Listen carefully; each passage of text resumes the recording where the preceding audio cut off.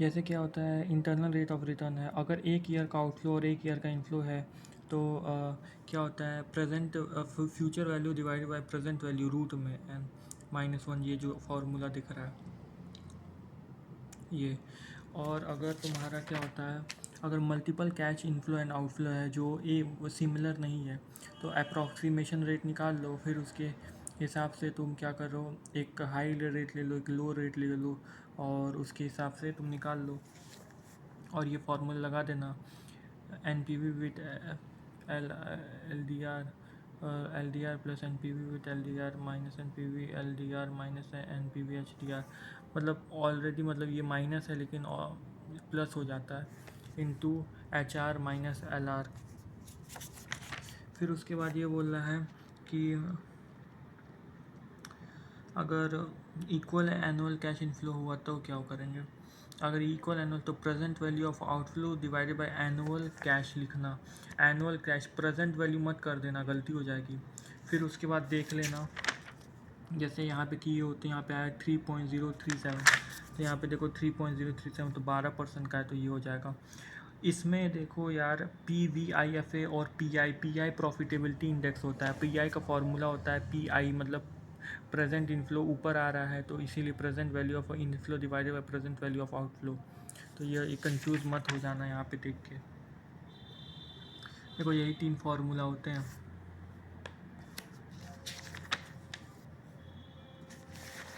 ठीक है,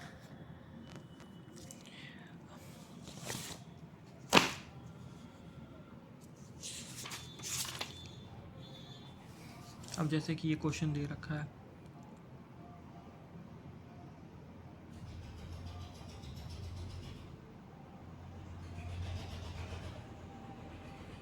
सॉरी मैंने वो अप्रॉक्सीमेशन मेथड वाला बता दिया, वो मैंने कॉस्ट ऑफ कैपिटल वाला बता दिया, सॉरी। अप्रॉक्सीमेशन मेथड तो कॉस्ट ऑफ कैपिटल में आता है।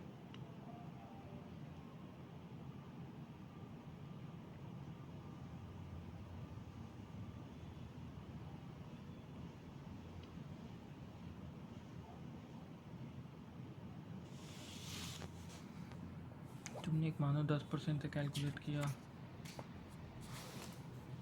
एक तुमने 12% से कैलकुलेट किया, उसके बाद लगा दिया, एक प्लस आया एक माइनस आया।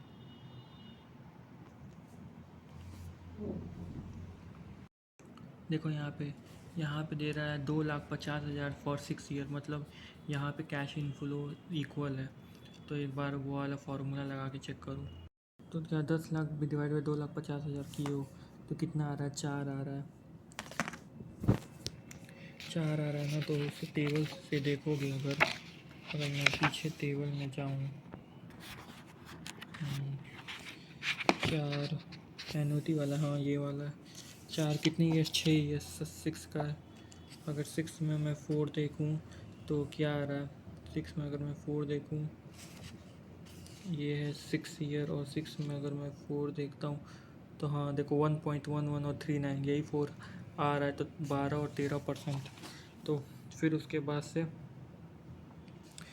12 और 13% के हिसाब से कर लो। देखो इसमें एन पी वी एक पॉजिटिव एक निगेटिव आ गया, और फिर उसके बाद इसमें पॉजिटिव निगेटिव आ गया, फिर आई आर आर का फार्मूला लगा दिया, उसके बाद 28 आता है। देखो यहाँ पे लिखा है नेट इनकम क्या होता है, आफ्टर डेप्रिसिएशन दे रहा है, net operating income after depreciation 68,000 है, लेकिन हम लोग तो सी एफ ए टी लेते हैं यहाँ पे, ध्यान रखना यहाँ पे सी एफ ए टी लेते हैं।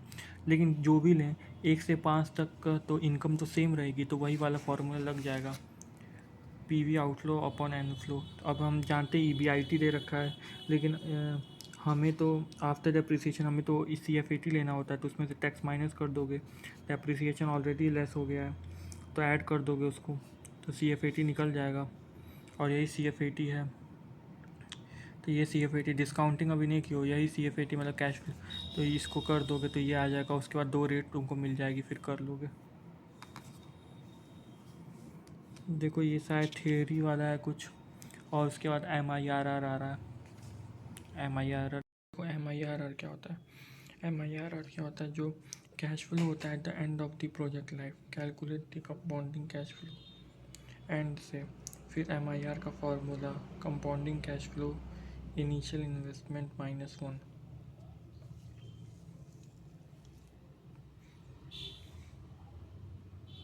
कंपाउंडिंग कैश फ्लो कैसे, तो ये होता है, देखो कंपाउंडिंग कैश फ्लो ये होता है। कंपाउंडिंग कैश फ्लो मतलब कि मान लो ये है 35,000 है।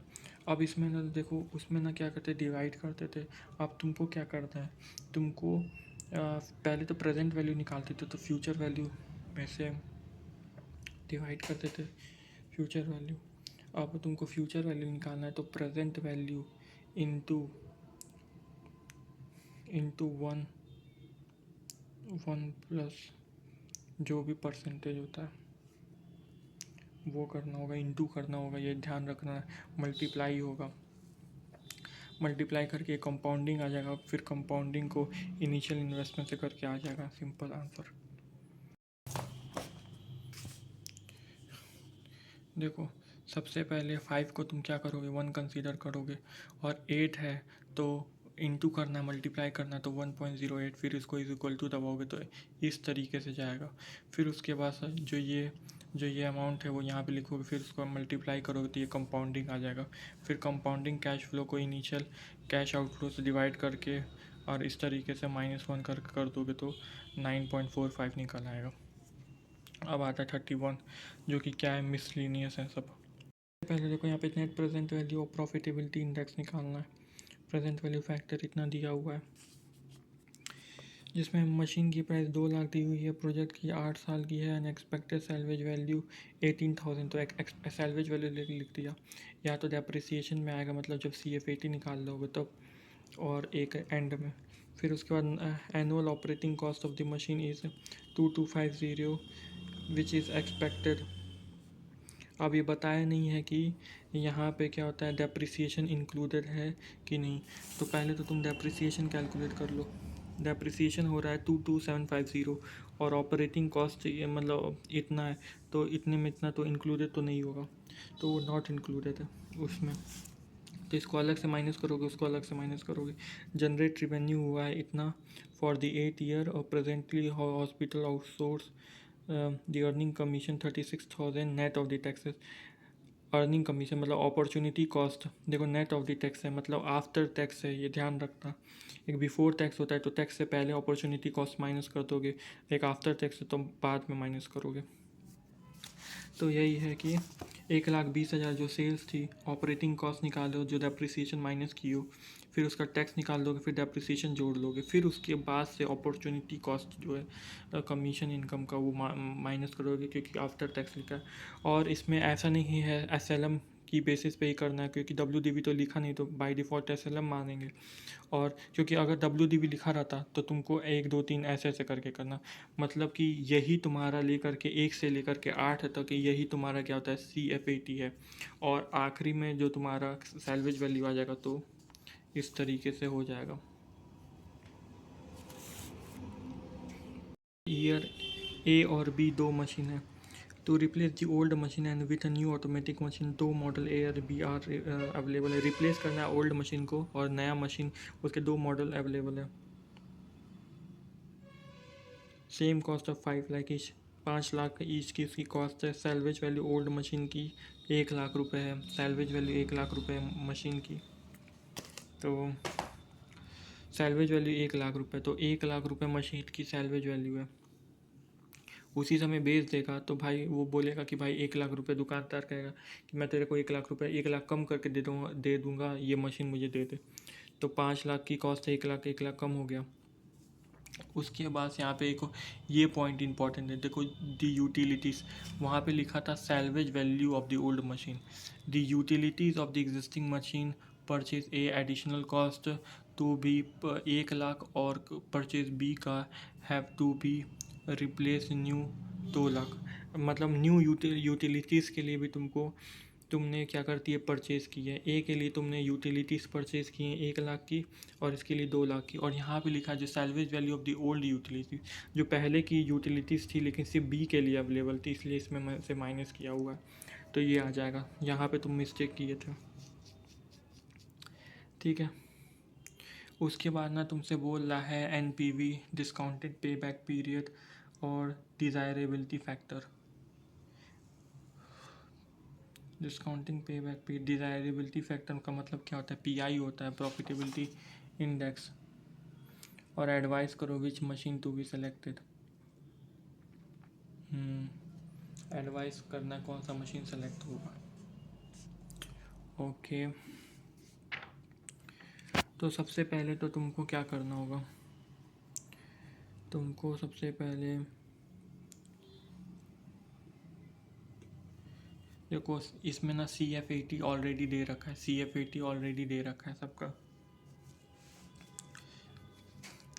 1,50,000 तो देख लो, 1,50,000, 1,80,000, 2,00,000, 1,70,000 और 50,000। तो यही चीज़ यहाँ पे आई है। और ए में क्या होता है? बस आउटफ्लो जो आया है 5,00,000 का, ये 5,80,000 का ये, और ये वही चीज़ है। 2,00,000, 2,10,000, 1,80,000, 1,70,000, 40 और वो। फिर उसके बाद प्रेजेंट वैल्यू करके और जो ये है उससे कर दोगे तो एनपीवी आ जाएगा तुम्हारा। और जैसे ही अगर एनपीवी आ गया तो मतलब सब चीज़ आ जाएगा तुम्हारा एक तरीके से। उसके बाद तुमको कोई दिक्कत नहीं होगी। यहाँ पे ये पॉइंट था बस ओल्ड यूटिलिटीज़ का। देखो यहाँ पे जो तुम गलती की हो, क्या गलती की हो? यहाँ पे तुम गलती की हो क्योंकि यहाँ पे देखो जो कैश इनफ्लो है, कैश इन्वेस्टमेंट 7,00,000 0 10,00,000 ईयर 1 में, ठीक है। और आफ्टर कैश इनफ्लो मतलब CF80 दे दिया है, CF80 2,50,000 इन ईयर 2, सेकेंड ईयर से स्टार्ट हो रहा है और तुमने यहाँ पे ईयर फर्स्ट से ले लिया था, तो ये गलती की है। सेकेंड ईयर से स्टार्ट होती है, जो डिस्काउंटिंग फैक्टर है वो यहाँ पे सेकेंड ईयर का होगा और ये आउटफ्लो है। तो इस तरीके से कर लोगे तो तुम्हारा एनपीवी आ जाएगा, एनपीवी तुम्हारा आ जाएगा। तो इसमें बोल रहा है एक 15% से निकालो और एक 10% से एनपीवी निकालो। फिर उसके बाद बोल रहा है आईआरआर निकालता हो। पहले 15-10 से निकाल दिए तो एक में पॉजिटिव आ रहा है, एक में निगेटिव आ रहा है, तो आईआरआर तुम ऑलरेडी निकाल लोगे तब। और प्रोजेक्ट की पे बैक पीरियड निकाल लोगे। डिस्काउंटिंग नहीं बोला है, प्रोजेक्ट की पे बैक पीरियड। तो डिस्काउंटिंग पे बैक तो पहली बार बोला नहीं है। और कितना पे बैक? 17 लाख है, तो 17 लाख कब रिकवर हो जाएगा वो तुमको बता देना है। तो इनफ्लो तो 2 से स्टार्ट हो रहा है, 2,50,000, 3,00,000, फिर उसका क्यूमुलेटिव निकाल लोगे, फिर देखोगे 17 लाख कहाँ पे आ रहा है। डिस्काउंटिंग करने की ज़रूरत नहीं है। ये वाला क्वेश्चन है। अब ये वाला क्वेश्चन कितनी बार तुम किए हो ये मुझे बताने की ज़रूरत है नहीं, ठीक है। लेकिन तभी एक चीज़ तो यहाँ पे रखना, यहाँ पे 1, 2 एंड 3 लिख रहा है, तो जिसका दे रखा है ऑलरेडी तो वो तो ले लोगे, नहीं दे रखा तो इन्वेस्टमेंट उससे ले लोगे 1, 2, 3। लेकिन यहाँ पे एक एडिशनल पॉइंट 125,000 एक्सटेंशन के लिए चाहिए, तो एक्सटेंशन के लिए तुम आउटफ्लो तुमको चाहिए ना, तो आउटफ्लो तुम एक्सटेंशन में इन्वेस्ट कर दोगे तो 6,80,000। तो यही इम्पोर्टेंट था इसमें एक। देखो ये वाला अच्छा क्वेश्चन है। यहाँ पे आईआरआर दे रखा है 12%, तो 12% पे क्या हो रहा है? आईआरआर कब आता है? जब ना present value of the out zero होता है, तो मतलब present value of the inflow is equal to present value of the outflow. इसमें कॉस्ट ऑफ द प्रोजेक्ट निकालना है, मतलब कि आउटफ्लो निकालना है। तो मतलब एक तरीके से तुम इनफ्लो ले सकते हो, तो annual cost of the saving is 1,00,000। तो ये तुम्हारा क्या है? इनफ्लो है। तो ये इनफ्लो प्रेजेंट वैल्यू का नहीं है, इसकी लाइफ हो रही है, तो पहले एनुइटी से उसको इंटू करोगे तो वो present value of the inflow आ जाएगा, तो वही present value of the outflow हो जाएगा। तो पहला पॉइंट तो वही हो गया। दूसरा पॉइंट क्या होता है? कॉस्ट ऑफ द कैपिटल क्या है? अब देखो कॉस्ट ऑफ द कैपिटल कैसे निकाल सकते हो, लेकिन कॉस्ट ऑफ द कैपिटल से पहले तुम एनपीवी निकाल लो। एनपीवी कैसे निकालोगे?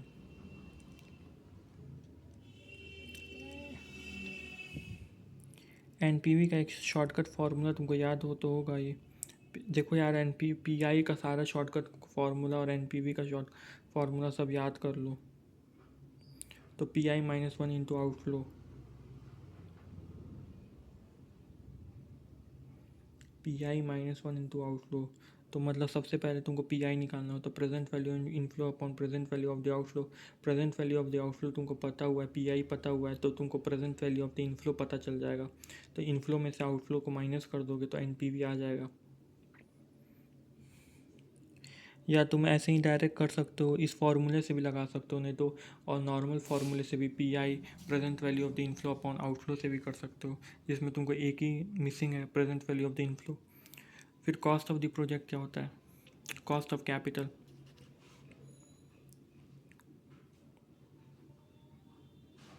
कॉस्ट ऑफ द कैपिटल मैंने बताया था ना कि जो उसका फॉर्मूला था कि present value of inflow upon annual inflow.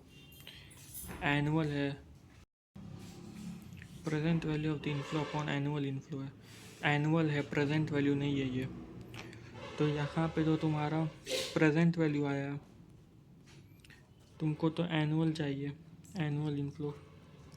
तो एनुअल इनफ्लो तुम्हारा 1 लाख दिया हुआ है, present value of the inflow तुम्हारा अभी निकाल लियो, तो ये निकल गया। फिर उसके बाद टेबल में से देख लोगे कि किसका है, तो वो पता चल जाएगा। अब पेबैक पीरियड, आउटफ्लो डिस्काउंटिंग नहीं है, और कितना आउटफ्लो कितना है, इतना है, एनुअल इनफ्लो कितना है, निकल जाएगा।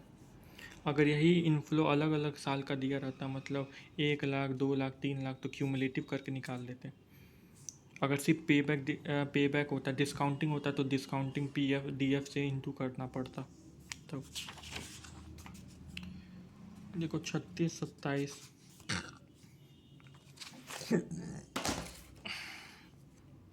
तो इसमें बोल रहा है मशीनी एनपीवी ऑफिस कैजुअल, तो सबसे पहले एनपीवी निकाल लो। तो एनपीवी तुम निकाल लोगे,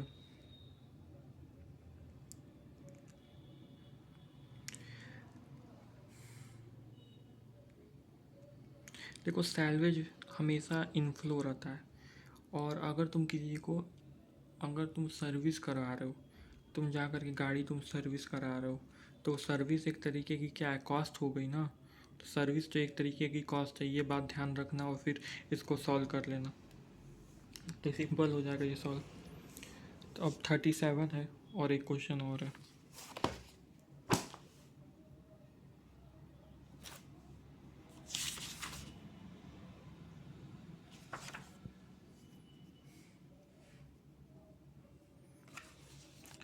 देखो depreciation as per the income tax rule दे रखा है, तो इनकम टैक्स ही वाला तो डेप्रिसिएशन कंसीडर करते हैं हम लोग, तो ये इनकम टैक्स वाला डेप्रिसिएशन एकदम सही है, ठीक है, पहली बात। उसके बाद ये बोल रहा है, a large profit company purchase a waste of produce by one of इस एग्जिस्टिंग मैन्युफैक्चरिंग प्रोसेस, वेस्ट को कन्वर्टेबल कर दे रहा है मार्केटेड प्रोडक्ट में, और द प्रेजेंट वेस्ट इज, और तुम अभी वेस्ट को ले जाता है आकर के कूड़ा वाला, वो एक एक 150 लाख पर एनम चार्ज कर रहा है फॉर द नेक्स्ट 4 ईयर, तो ये तुम्हारा क्या हो जाएगा, एक तरीके से सेव हो जाएगा, तो सेव हो जाएगा पहली बात। फिर उसके बाद से कॉन्ट्रैक्ट को लेकिन टर्मिनेट करोगे तो उसको 90 लाख तुमको देना पड़ेगा बिफोर ऑपरेशन स्टार्ट, तो तुमको एक तरीके से 90 लाख और देना पड़ेगा, तो मटेरियल कंजप्शन वो कॉस्ट हो जाएगी तुम्हारी, 90 लाख तुमको देना पड़ेगा, 90 लाख देना पड़ेगा। तो सॉरी ये सब गलत था, तुम्हें पे करना होगा 90 लाख, ठीक है, ये सब करने से पहले। फिर उसके बाद ये बोला compensation not allowed as per the deduction, तो टैक्स का डिडक्शन का पार्ट नहीं, टैक्स सेविंग नहीं होगी, डायरेक्ट आउटफ्लो बनेगा, तो ये आउटफ्लो में आ जाएगा। कंपनसेशन दे रहे हो तुम, तो वो थोड़ी ना आउटफ्लो है, तो मतलब 600, मतलब फिर उसके बाद ये बोल रहा है कि मशीन रिक्वायर जो प्रोसेस को मार्केटेबल प्रोडक्ट में कन्वर्ट करेगी वो 600 लाख है, तो 600 + 90 उसको कंपनसेशन जो देना है, और at the end of the 4th year machine can be sold 60 lakh and cost of the dismantling is 45 lakh, मतलब कि तुम्हारा एक तरीके से 15 लाख का क्या हो गया, सैल्वेज हो गया। तो सैल्वेज तो 2 जगह आता है, डेप्रिसिएशन तो ऑलरेडी है, तो वो ईयर एंड में आएगा, पहली बात, ठीक है। फिर उसके बाद से ये जो सेल्स है, तो सेल्स तो तुम यहाँ पे लिख दोगे, सेविंग वाला कॉन्ट्रैक्ट हो गया। फिर मटेरियल जो कंजप्शन है वो आ जाएगा। फिर पहले ये नीचे वाला पॉइंट पढ़ लो, initial stock of the material before compensation 60 lakh, तो बिफोर कमेंसमेंट मतलब 60 लाख तुम्हें स्टार्टिंग में चाहिए तो 60 लाख और तुम्हारी कॉस्ट हो जाएगी।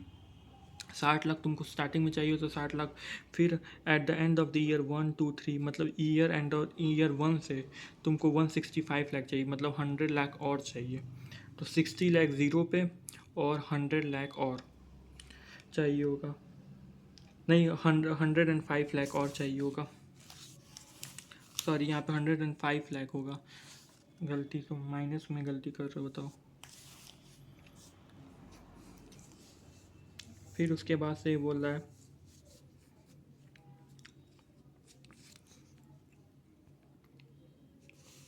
The storage will utilise it will have been rented. 30 lakh per annum क्या अपॉर्चुनिटी कॉस्ट है, तो अपॉर्चुनिटी कॉस्ट बिफोर टैक्स होगा तो ऊपर ही माइनस कर देंगे।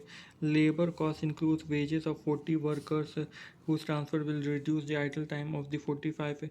तो लेबर में से वेजेस में से पहले में 45 लाख माइनस कर दोगे, दूसरे में 30 लाख माइनस कर दोगे। Factory overhead include the apportionment of the general factory over except the extent of the insurance charges. Factory ओवरमेंट सिर्फ इंश्योरेंस चार्जेस ही लगेंगे 90 लाख का, बाकी सब नहीं लगेगा, सिर्फ यहाँ पे 90 लैक्स कंसीडर होंगे, अदर नहीं कंसीडर होंगे। तो बस हो तो गया। तो मटेरियल वही 90 to 120 वाला आ जाएगा, वो वेजेस में पहले दूसरे ईयर में माइनस हो जाएगा। अदर एक्सपेंसेस तुम्हारा 120 वही रहेगा। फैक्ट्री ओवर है सिर्फ इंश्योरेंस चार्जेस लोगे, और जो रेंट का लॉस हुआ है वो बिफोर टैक्स मानोगे एक तरीके से, उसको माइनस कर दोगे। डेप्रिसिएशन इनकम टैक्स रूल के हिसाब से फिर ऐड हो जाएगा फिर लेस करके, तो CF80 ये आ जाएगी। CF80 तुम्हारी ये आ गई। लेकिन तुमने यहाँ पे ध्यान नहीं दिया, तुमने तो दो चीज़ यहाँ पे कंसीडर ही नहीं की है।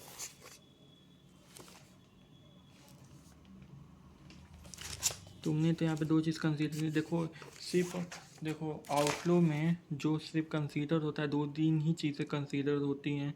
एक तो कॉस्ट कंपनसेशन, तुम्हारा वर्किंग कैपिटल हो गया, ये सब किसी को देना है तो ये सब, ऐसे मेंटेनेंस कंसीडर नहीं होता है। तो इंक्रीज़ इन स्टॉक के लिए तुमको कितना चाहिए होगा, तुमको एक at the end of the year 1, नहीं सॉरी गलत बोलती हूँ, उसको बैकअप कर रहा हूँ मैं। तो ये भी एक तरीके से आउटफ्लो होगा, मतलब जो 105 लाख होगा तुम्हारा, जो 105 लाख आ रहा है, 60 लाख आ रहा है, ये भी तुम्हारा एक तरीके से आउटफ्लो है। तो 60 लाख तो पहले से आ रहा है, तो मटेरियल कॉस्ट ज़ीरो पे 60 लाख, और ईयर 1 में या तो ईयर 1 को ऐसे करके लिख सकते हो, ईयर 1 आउटफ्लो 105 लाख, ऐसे करके लिख सकते हो। उसके बाद सिंपल है, उसके बाद सारा कर लोगे तुम। 40 वाला तो एकदम सिंपल है।